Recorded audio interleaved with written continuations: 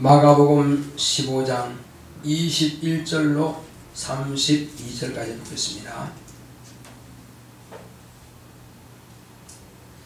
마침 알렉산더와 루포의 아비인 구레네 사람 시몬이 시골로서 와서 지나가는데 저희가 그를 억지로 같이 가게 하여 예수의 십자가를 지우고 예수를 끌고 골고다라 하는 곳, 번역하면 해골의 곳에 이르러 몰약을 탄 포도주를 주었으나 예수께서 받지 아니하시니라.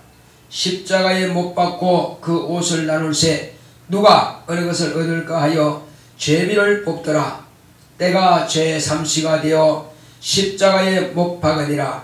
그 위에 있는 죄패에 유대인의 왕이라 썼고 강도 둘을 예수와 함께 십자가에 못 박으니 하나는 그의 우편에 하나는 좌편에 있더라.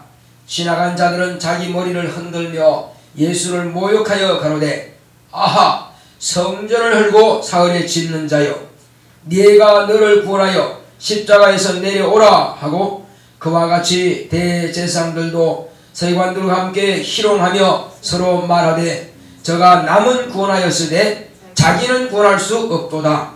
이스라엘의 왕 그리스도가 지금 십자가에서 내려와 우리로 보고 믿게 할지어다 하며 함께 십자가에 못 박힌 자들도 예수를 욕하더라. 아멘. 하나님은 은혜를 베푸시는 분이십니다.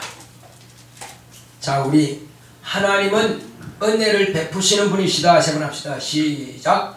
하나님은 은혜를 베푸시는 분이시다. 하나님은 은혜를 베푸시는 분이시다. 하나님은 은혜를 베푸시는 분이시다. 그렇습니다. 하나님은 은혜를 베풀기를 원하시는 분이십니다. 그가 우리에게 아들을 보내주신 것은 아들로 말미암아서 세상의 죄악을 다 그에게 담당시키시고 우리의 죄를 대속해 주셔서 우리에게 있는 모든 죄들을 다 그가 담당하시므로 우리에게는 은혜를 베풀어 주시고자 하시는 것입니다. 그러므로 이제 우리는 예수 그리스도만 온전히 의지한다면 우리가 하나님의 은혜를 받을 수가 있는 것입니다. 여기 오늘 밤에 이 말씀은 마가복음 가운데서도 우리에게는 정말로 핵심인 것입니다. 가장 중요한 겁니다. 귀신이 쫓겨나가는 것도 오늘 밤에 우리의 죄를 담당하심으로 귀신이 나가는 것입니다. 예수님께서 오시기 전까지는 인간의 육체 속에서 귀신이 들락날락 왔다 갔다 해도 누구도 그것을 타치할 수가 없고 너 왜 돌아왔느냐 할 수가 없었다는 겁니다. 왜? 들어오는 귀신이나 자기나 똑같다 신분이. 왜? 귀신도 죄가 있는 놈이고 자신도 죄가 있으니 어찌 귀신에게 나가라 할 수 있느냐 이겁니다. 할 수가 없죠.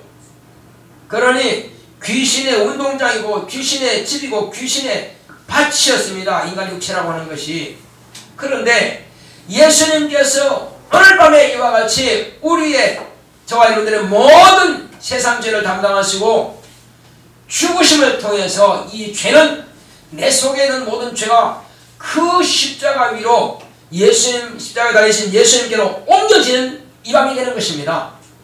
그러니 우리에게는 진실로 행복한 날이요 소망의 날이요 정말로 기쁨의 날이고 행복의 날이 되는 것입니다. 하나님의 아들이 이와 같이 우리의 죄를 담당치 않으셨다면 우리는 영원토록 형벌과 저주 안에 있을 것입니다.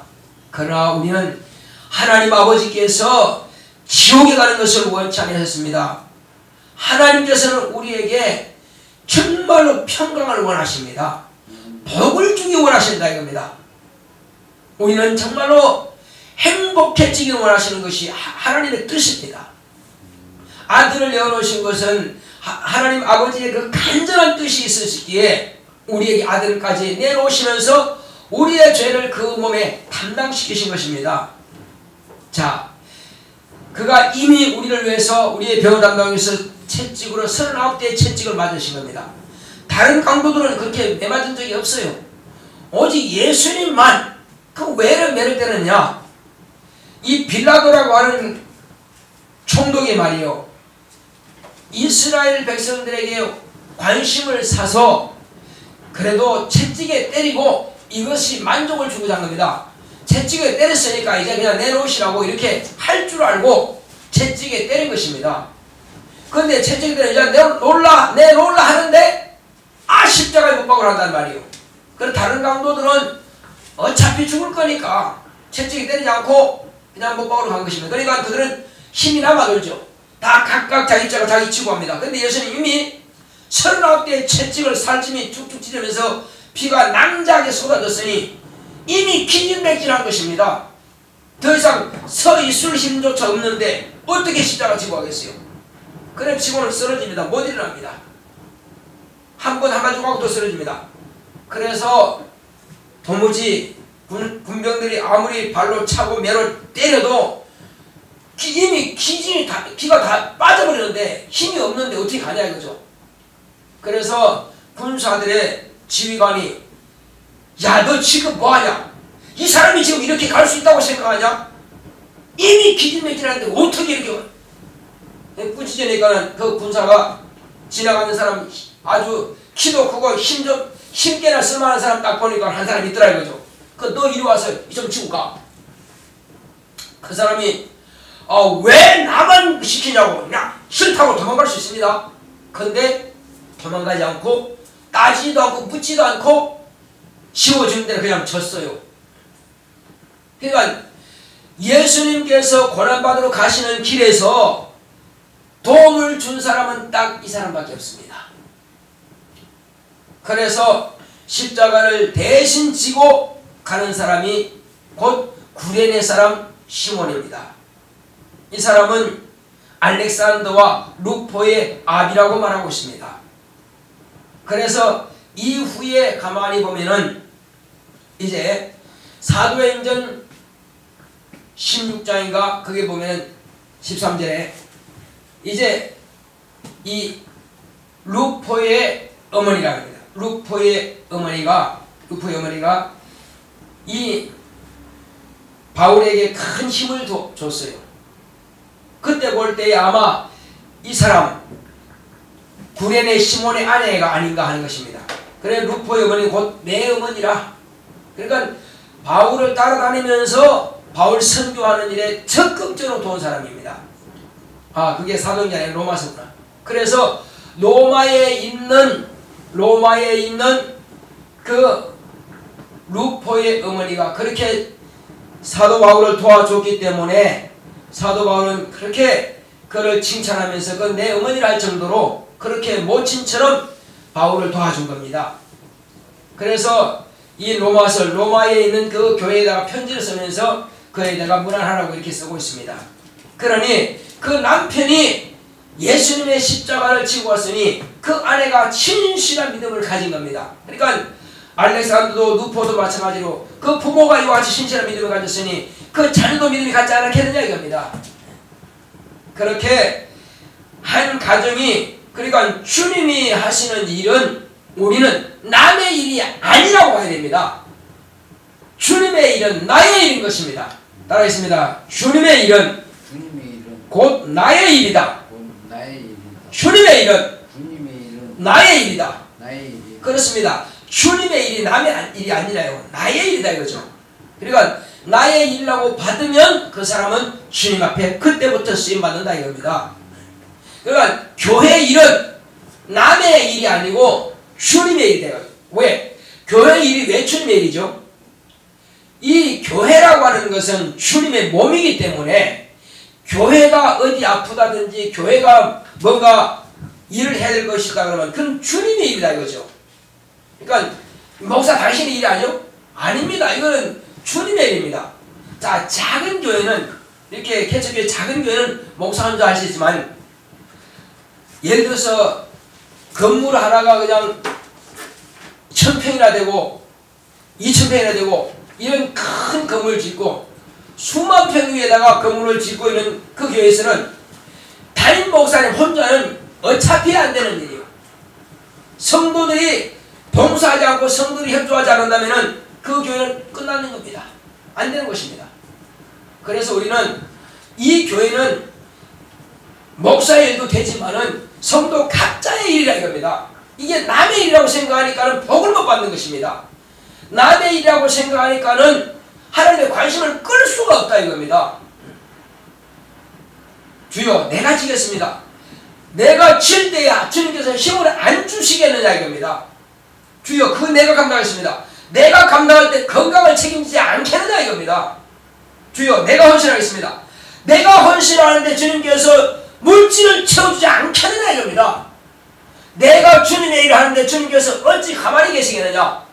그러니까 그리 아니하실지라도 나는 주님의 일을 하겠습니다. 이렇게 나와야 됩니다. 사드락과 메삭과 아벳느고가요. 자, 하나님 앞에서 신실하게 기도합니다. 시간만 되면 기도합니다. 그런데 우상을 딱 세워놓고는 이제 이 우상에게 절하라. 나는 절하지 않습니다. 우리는 절할 수가 없습니다. 이 절하지 않으면 풀무불에다가 집어넣을 텐데 왕이시여 혹이 우리가 풀무불에 들어가는 한이 있을지라도 우리는 하나님 외에는 섬길 수가 없고 하나님 앞에서 범죄할 수 없나이다. 저들을 당장에 풀무불에 집어넣어라. 그리고 평소보다 7배나 더 뜨겁게 해라. 그래서 왕이 화가 나가지고 집어넣으라고 했습니다. 집어넣었더니 어떻게 됐을까요? 결과는 다 타 죽었을까요? 풀무불에 집어넣은 병사는 타 죽었습니다. 그 바가까지 떠버렸다 우리가. 그래 3명을 던졌는데 3명이 다 없어진 것이 아니라 3명에다가 1명 더 플러스해야 되고 4명이서 그 풀무불 안에서 돌아다니고 있네. 옷도 하나도 안 타고 머리카락 그대로고 한마디로 말하면 불 냄새도 안 나.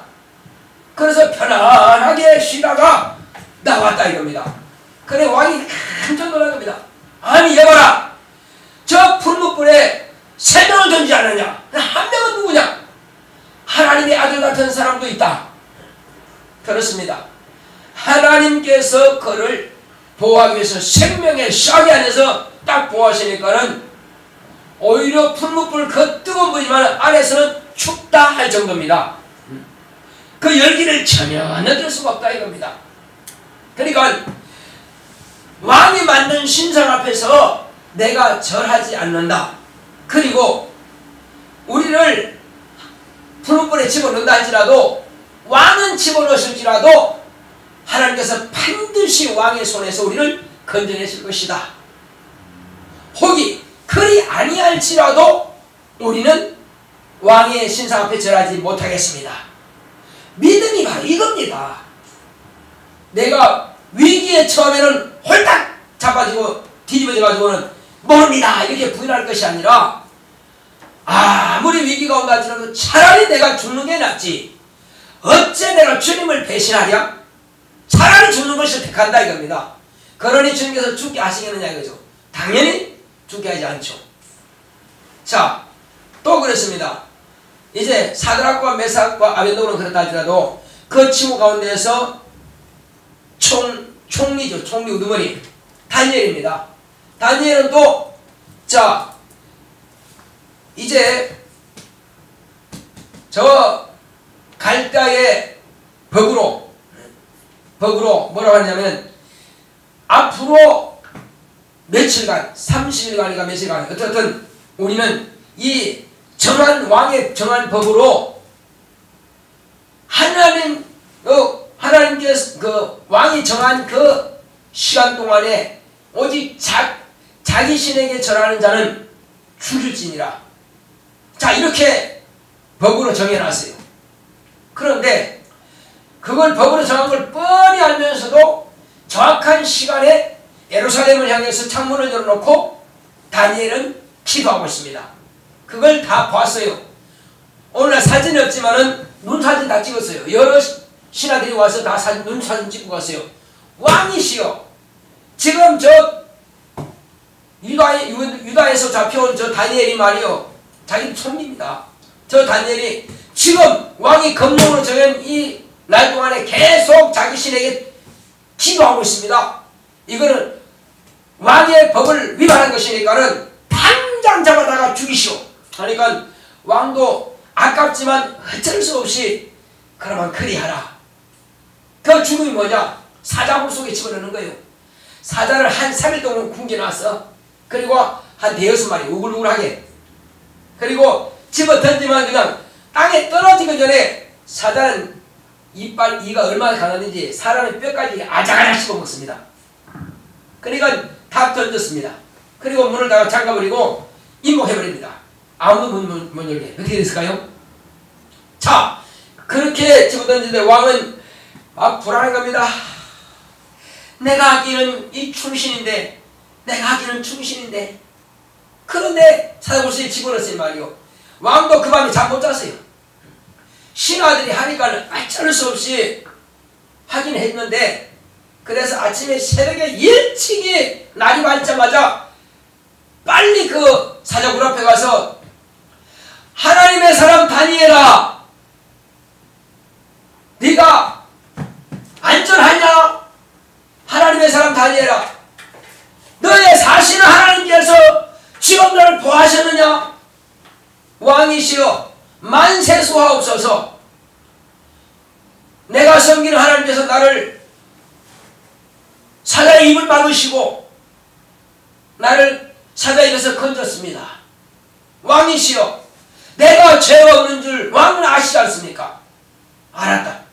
여봐라, 저 돌문을 입막옷을 빨리 열고 다니엘을 올라오라 해라. 그리고 다니엘을 올리고 나선 왕이 칙령으로 다니엘을 참수하들은 다 잡아내리라. 그 처자와 함께 몽땅 사자굴 속에 집어넣으라. 집어넣자마자 그냥 덜컥 담으러 없애버렸습니다.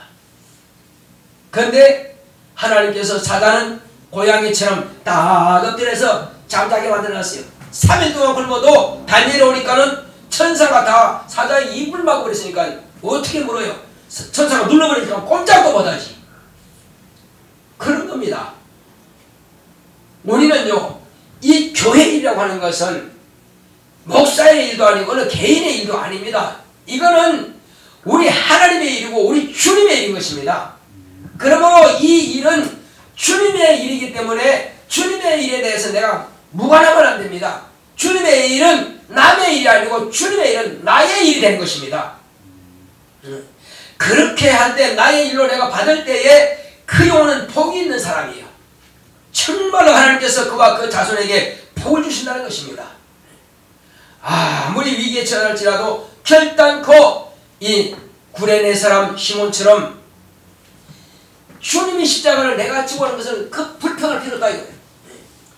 왜 남들 이 많은 사람들한테 안 지우고 왜 꼭 나한테 지우냐고 이렇게 따지지 않았다 이거예요. 그냥 자기가 지고 왔어요. 어디까지? 골고다까지. 골고다가 뭐냐면은 해골의 곳입니다.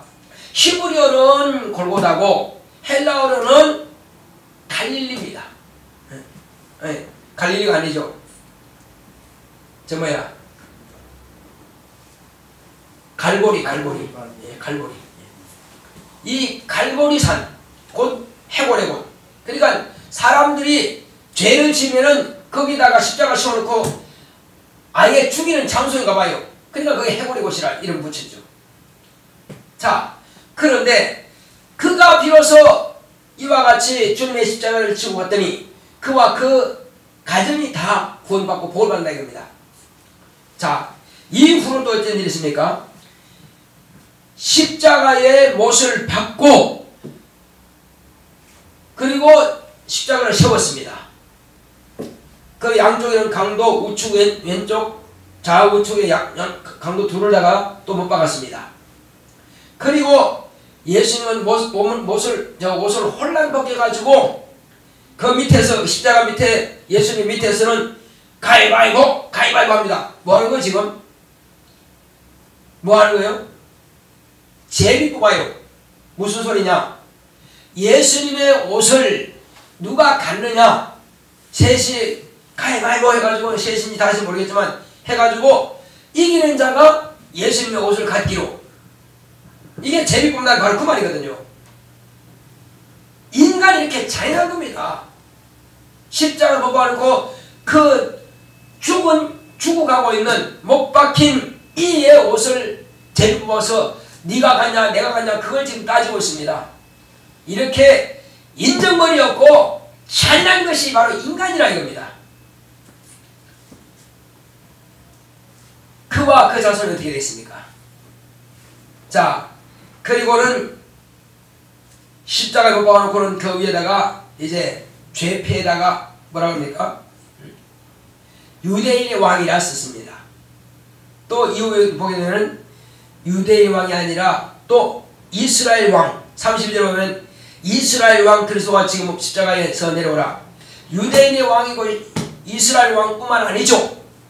이들이 볼 때 유대인이 왕이라고 한 사람이나 이스라엘 왕이라고 한 사람은 결코 저 천국에 들어가지 못합니다. 왜 못해요?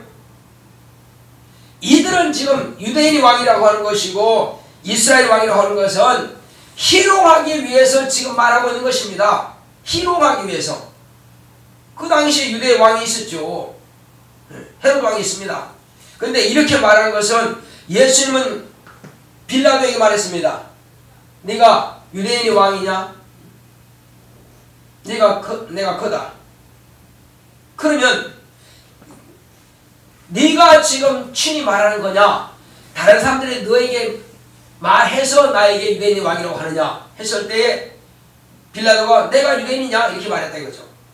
그러면 너는 어디로 쏘느냐 물어봤습니다. 내가 이 세상 임금이라면은 나의 수하에 있는 사람들이 나를 죽겠느냐?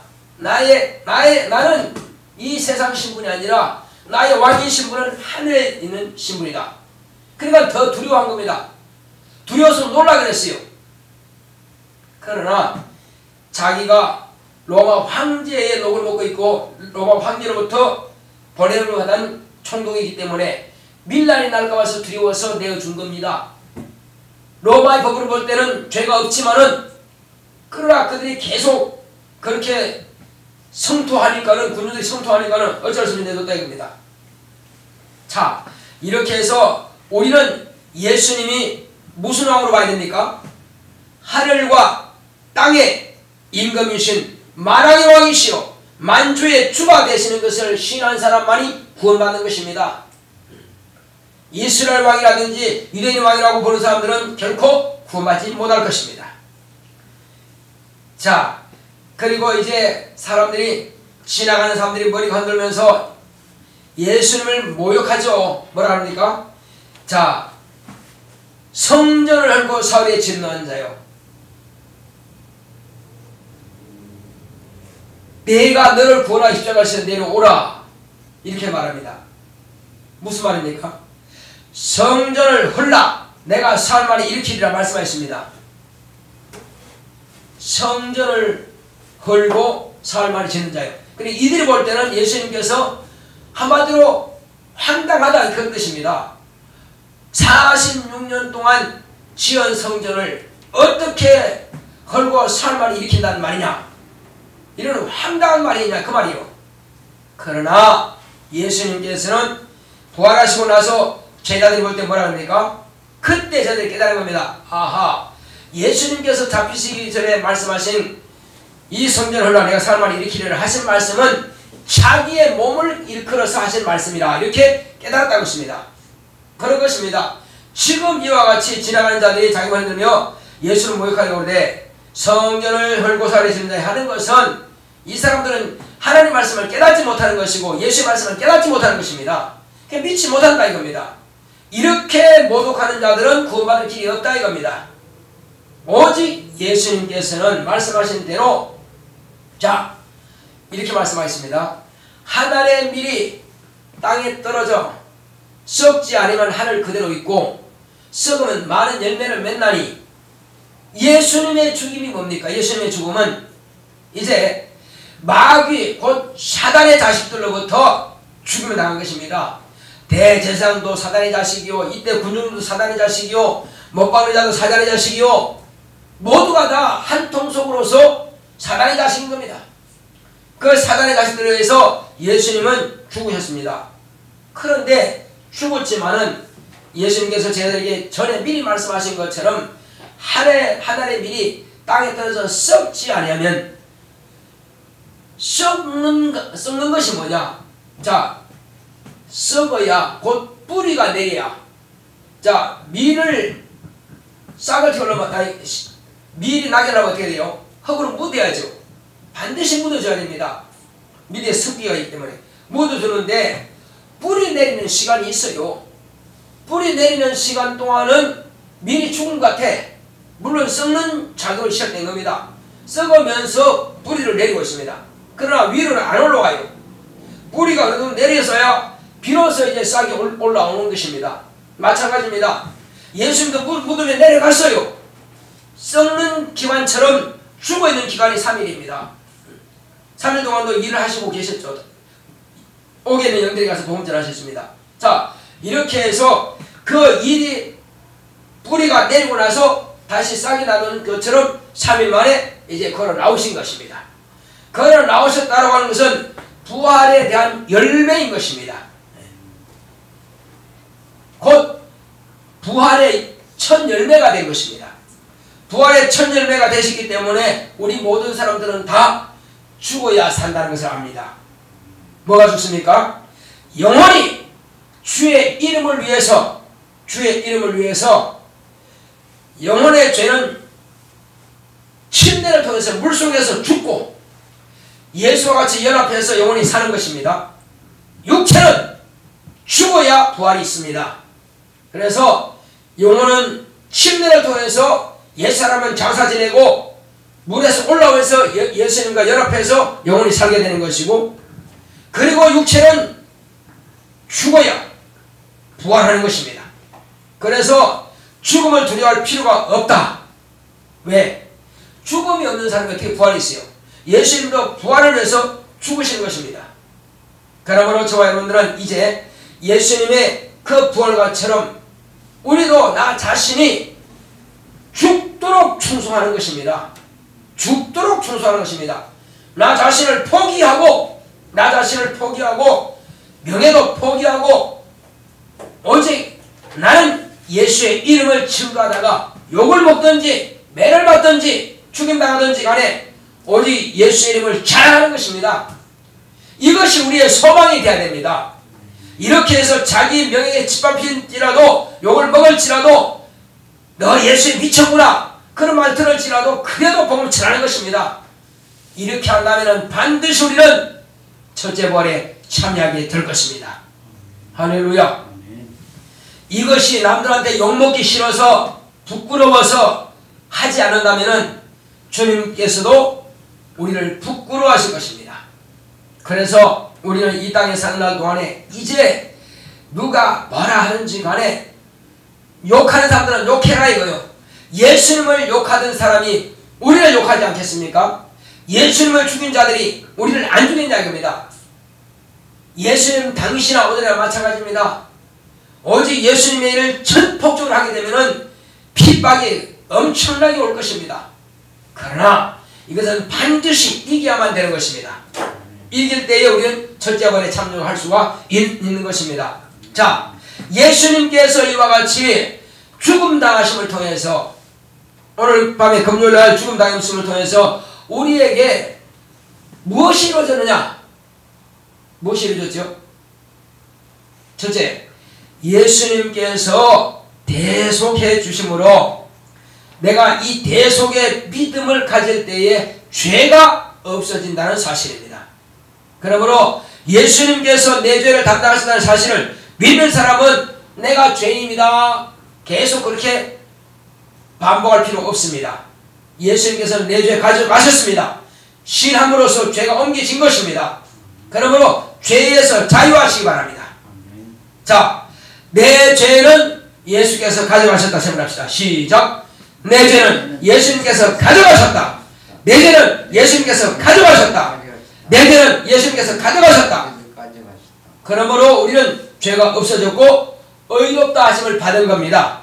그래서 우리는 칭의가 되는 것입니다. 이와 같이 죄가 없어졌으니 뭐가 더 없습니까? 이제는 심판은 나에게 없습니다. 왜? 형벌받을 심판은 없습니다. 상급의 심판이 있지만은, 그래서 예수님께서 내 죄를 가져가심으로 심판은 나에게 없습니다. 그리고 뭐까지 없어지는 거죠? 이제 우리는 지옥의 형벌을 두려워할 필요 없습니다. 지옥의 형벌로부터 자유한 것입니다. 아멘. 할렐루야. 아멘. 자, 그리고 또 한 가지, 예수님께서 십자가에 달리기 전에 39대 채찍을 맞았기 때문에 우리에게는 병도 가져가셨습니다. 또 병에서 자유하시기 바랍니다. 아멘. 예. 그러니까 형벌은 나와 상관이 없고 병은 나와 상관이 없는 것입니다. 왜? 다 주님께서 대신 담당해 주셨기 때문에 나는 병에서 자유하리라. 세 번 시작. 나는 병에서 자유하리라. 나는 병에서 자유하리라. 나는 병에서 자유하리라. 그렇습니다. 또 한 가지, 이제 주님께서 평생을 가난하게 사셨습니다. 금도 내 것이고 원도 내 것이고 다 주님께서 만드신 창조하신 이 땅에 당신 오셨지만은 가난하게 사신 것은 가난한 우리의 생활을 대속하기 위해서 그분이 부유해 주시려고 가난을 담당하신 것입니다. 그러므로 나는 부유한 자입니다. 예수 안에서는 부유한 자입니다. 자, 나는 부유한 자다. 시작합시다. 시작. 나는 부유한 자다. 나는 부유한 자다. 나는 부유한 자다. 염려하지 마시기 바랍니다. 가난은 다 떠나갈 것입니다. 확실한 믿음 마시면 이제 가난은 다 떠나고 부유하게 될 것입니다. 바로 그 사람이 누구죠? 이와 같이 죄에서 자유, 심판, 형벌에서 자유, 병에서 자유, 가난에서 자유한 사람은 하나님의 자녀가 된 것입니다. 하나님의 자녀가 되는 권세를 얻은 것입니다.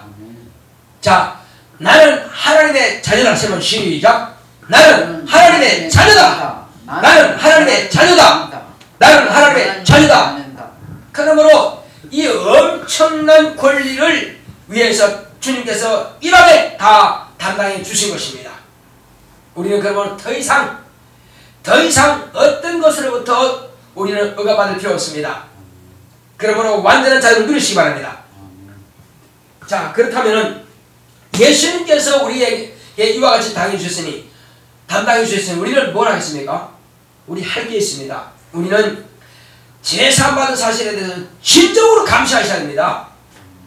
아니, 왜 죄를 담당해서 당신이 죽음까지 당하시는데 내가 어찌 감사하지 않을 수 있습니까?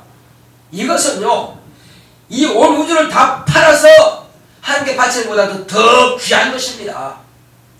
그래도 감사가 부족하다 이거죠. 그러니 내 입으로 진정한 내 마음에서 내 영혼에서 우러나오는 그 마음으로 주여 내 죄를 담당해 주심을 감사합니다. 따라했습니다. 주여 내 죄를 담당해 주심을 감사합니다. 내 죄를 담당하시는 그 감사가 있어야 됩니다. 자, 그리고 우리는 이제 자녀다운 언행심사가 있어야 됩니다.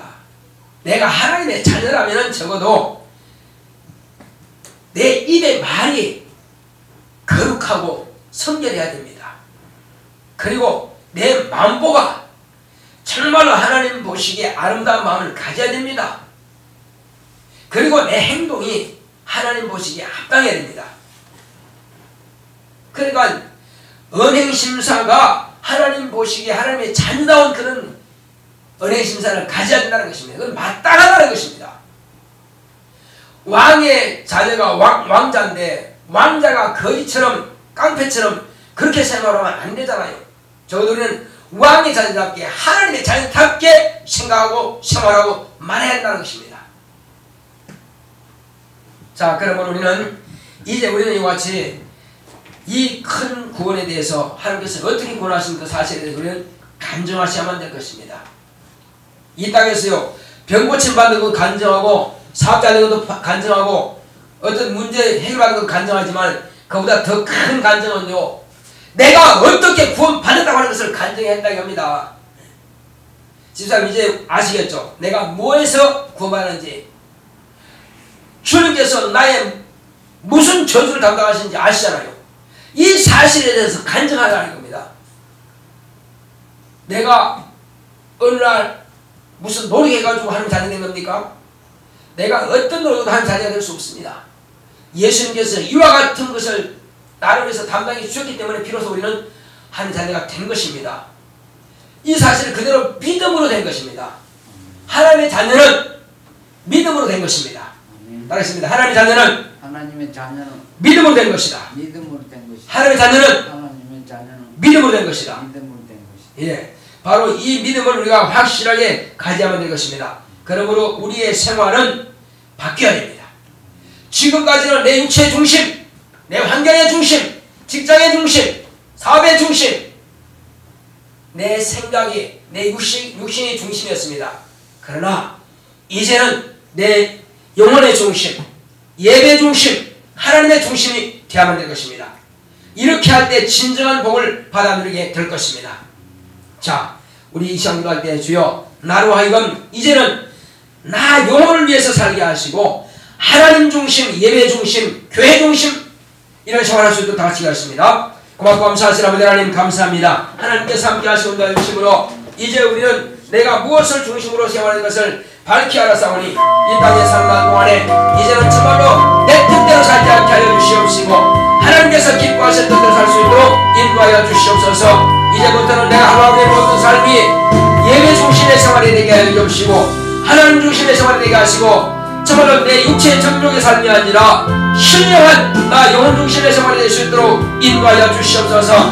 주여 마음에 생각을 할지라도 영혼을 생각하게 하시고 하나님 생각하게 하시고 또 교회를 생각하게 하시고 예배를 생각하게 하여 주시옵시고 또 주여 내 가운데서 우리가 이제 무엇을 먹든지 마든지 간에 뭘 하든지 간에 하나님의 진정한 감사가 있도록 인도하여 주시옵시고 내가 죄사함 받은 사실에 대해서 정말로 감사할 수 있도록 인도하여 주시옵소서. 이것은 세상 무엇과도 바꿀 수 없는 하나님의 은혜입니다.